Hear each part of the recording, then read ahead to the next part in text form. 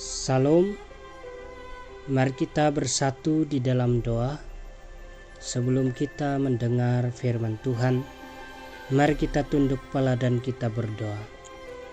Tuhan Allah Bapa kami yang ada di surga, yang kami kenal dalam nama Tuhan kami Yesus Kristus. Pada hari ini Tuhan, kami ingin bersama-sama belajar firman-Mu. Bukalah pintu hati kami, supaya apapun yang kami akan pelajari bersama-sama pada hari ini dapat masuk di dalam hati kami. Hamba-Mu yang menyampaikan, urapilah Tuhan, supaya hamba-Mu dapat menyampaikan firman-Mu sesuai dengan kebenaran firman-Mu. Di dalam nama Tuhan kami Yesus Kristus, kami berdoa dan mengucap syukur. Mari kita katakan bersama-sama, amin. Teks pembelajaran kita pada hari ini diambil di dalam 3 Yohanes 1 ayat 4 di bawah tajuk Salam, dan tema kita sepanjang bulan ini masih di bawah tema sukacita, dan subtema kita pada minggu ini adalah hidup dalam kebenaran mendatangkan sukacita yang benar. Subtema hidup dalam kebenaran mendatangkan sukacita yang benar. Nah, sebelum kita meneruskan pembelajaran kita hari ini, saya ingin membacakan teks kita hari ini di dalam 3 Yohanes 1 ayat 4. Saya bacakan ayat yang keempat di dalam terjemahan baru bahasa Indonesia. Bagiku tidak ada sukacita yang lebih besar daripada mendengar bahwa anak-anakku hidup dalam kebenaran. Demikianlah pembacaan firman Tuhan. Saudara-saudari yang dikasihi Tuhan, seperti yang saya sudah katakan sebentar tadi, bahwa pada minggu ini kita akan belajar bersama-sama tentang hidup dalam kebenaran mendatangkan sukacita yang benar. Oleh itu, tanpa membuang masa, mari kita sama-sama merujuk apakah pandangan Alkitab tentang hidup dalam kebenaran mendatangkan sukacita yang benar. Menurut teks kita pada hari ini, Gaius adalah seorang pribadi yang hidup di dalam kebenaran, dan hal ini nyata karena ada saudara-saudara Yohanes yang lain memberikan kesaksian tentang hidup Gaius yang dapat diteladani karena ia hidup dalam kebenaran. Oleh itu, sebelum kita mendalami apa itu hidup dalam kebenaran yang mendatangkan sukacita yang benar, di sini saya ingin membawa kita bersama-sama menyelidiki siapakah Gaius ini secara singkat. Menurut 1 Korintus 1 ayat 14, Gaius ini dibaptis oleh Paulus dan menjadi rakan seperjalanan Paulus di Yerusalem pada waktu itu. Cuma kita tidak pasti apakah Gaius menjadi rakan seperjalanan Paulus sebelum dibaptis atau sesudah dibaptis. Singkat cerita, satu hal yang menarik di sini adalah ternyata Gaius ini adalah seorang uskup yang pertama dari Tesalonika menurut kamus Alkitab. Tetapi asal usul Gaius yang sebenarnya dari Makedonia menurut di dalam kamus Alkitab. Tetapi bagi saya bukan soal Gaius di Tesalonika atau Makedonia yang penting di sini, tapi yang penting di sini adalah tentang bagaimana Gaius hidup dalam kebenaran pada waktu itu.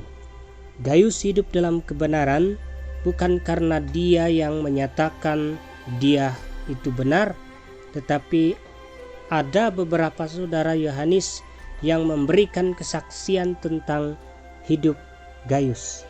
Perhatikan ayat yang perhatikan 3 Yohanes pasal 1 ayat 1 sampai ayat yang ketiga supaya kita lebih memahami apa yang saya sudah sampaikan tadi.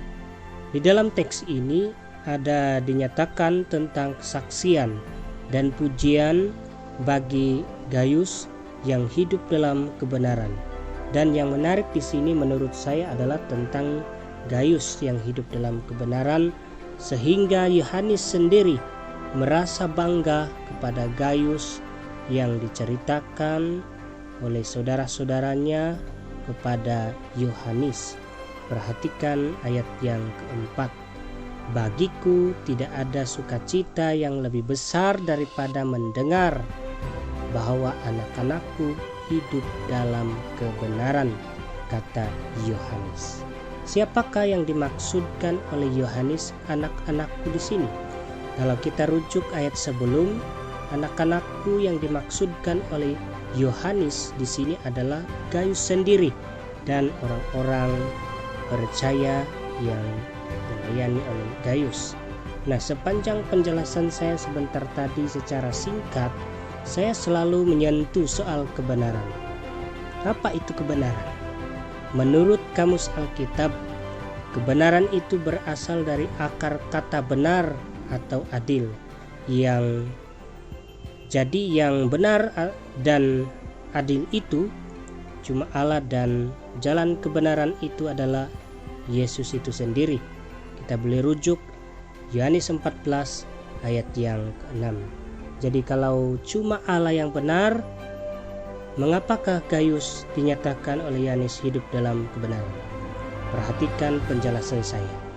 Gaius dinyatakan oleh Yohanes hidup dalam kebenaran bukan karena dia yang benar, tetapi karena dia hidup dalam kebenaran, yang artinya Gaius hidup percaya kepada Yesus yang memberikan jalan kebenaran dan hidup kepadanya.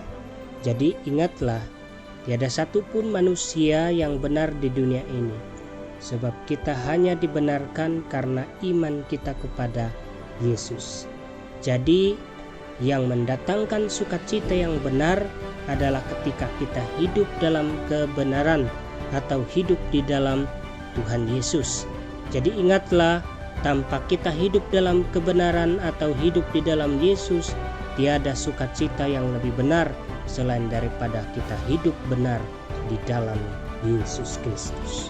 Nah, sebagai kesimpulan, yang pertama yang perlu kita pelajari di dalam teks pembelajaran kita pada hari ini adalah, kalau kita mau hidup penuh dengan sukacita, maka kita perlu belajar hidup dalam kebenaran atau hidup setia di dalam Yesus.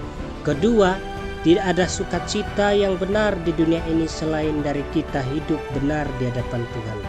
Harta kekayaan, kemewahan dan sebagainya hanya bersifat sementara, tetapi hidup di dalam kebenaran mendatangkan sukacita yang benar-benar abadi sepanjang masa.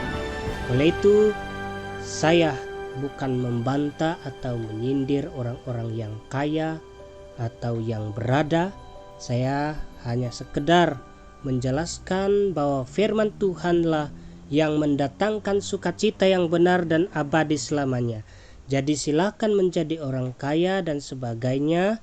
Yang penting, sama ada kita kaya atau kita miskin, kita haruslah selalu hidup dalam kebenaran yang mendatangkan sukacita yang benar. Tuhan memberkati kita semua. Amin.